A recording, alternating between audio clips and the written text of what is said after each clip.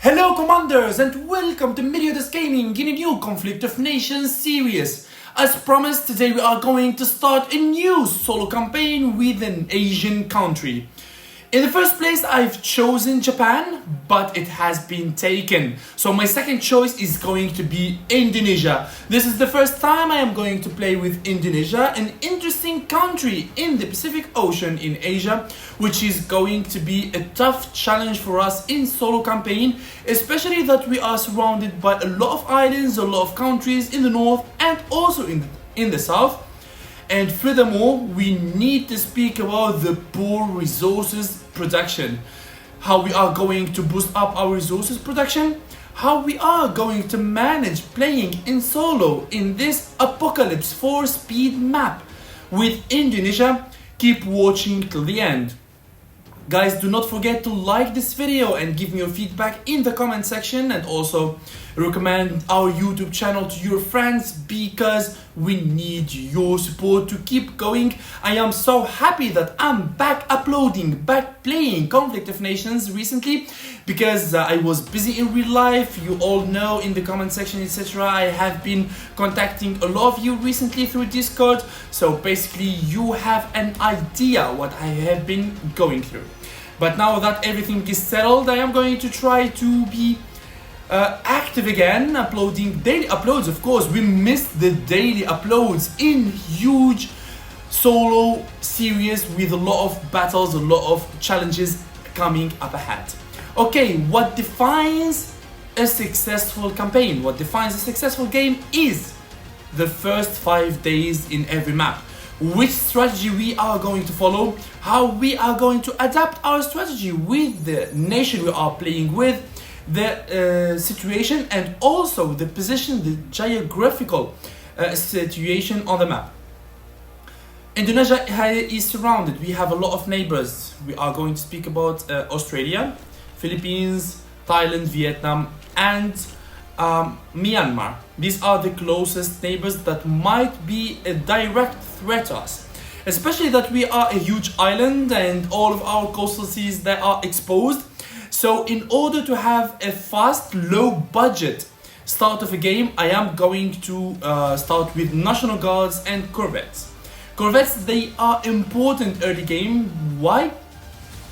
We need to secure our coastal cities from imminent attacks and sudden attacks, especially that our components production is very bad. We cannot go for frigates, destroyers or cruisers early game. We have 2 supply cities, so the supplies production is going to be good, so it is going to enable us to spam few corvettes. A new update. This is a subject of a new video that I'm going to speak about the new updates in Conflict of Nations. There has been a lot of changes in the recent months, and I'm going to gather them all in one tutorial video where I am going to speak about them. But these new updates, they are supporting National Guards. Today, National Guards, they are not affected by the city morale and they are going to be mobilized with full health. Also, the National Guards, they are the fastest units now on the Conflict of Nations. Of course, they are so fast. They had an update and their speed has been increased. So basically, the National Guards, they are going to be a good choice early game, especially that they are going to be mobilized in a short time. Furthermore, they use a few amount of supplies and resources to be mobilized, and yeah, you know, I'm a fan of National Guards. Basically, I'm a huge fan of National Guards. Okay, so as I am now speaking about this strategy, here are a few huge nations that are inviting us to form a coalition with them. We are speaking about China, Turkey, India, and also Germany. It's actually funny that Germany told me that he has another account and he holds like level 120. China as well. Well, is it a coincidence that both of them had old accounts with rank of 120? Well, I'm not going to join no one because our games, they are always solo. Solo, why we play in solo? Because it's very hard in Apocalypse for Speed to win in solo. It's a huge challenge that requires availability, activity, solid strategy, and a lot of diplomacies. We need to contact everyone, we need to speak with different parties, we need to prepare schemes and everything. So now our neighbors, all of them basically they are active. I see them building. I'm trying to go directly for the surrounding AI nations, because here I have Kuala Lumpur that has components. Also in Papua New Guinea we have an AI component city. I need to boost up my components. Why? Because our strategy is going to be strong navy. We will have at some point to make a lot of cruisers and a naval officer, because when we are going to speak about Indonesia, we say navy. Yes, that is important to have a good components production. Okay lads, we did not wait for too much for some action. Australia has declared war on us. Surprisingly, well, it was expected actually, because Australia has two ways. Either he's going for New Zealand or coming to us. So yeah, he chose to come to Indonesia. He started by taking our islands near him in north of Derby. And yep, my first corvette has been mobilized, and now we need to perform the naval blockade. But we did not have much time to mobilize more corvettes to perform a solid naval blockade, but I will manage with what I have. Also, the city of Papua New Guinea has been taken from us by who? By Japan. Japan sailed all the way from the north to the south to take Port Moresby of Papua New Guinea, the city, the component city I wanted so much. Yeah, things now are being, yeah. I believe this is expected, that Australia is declaring war on us.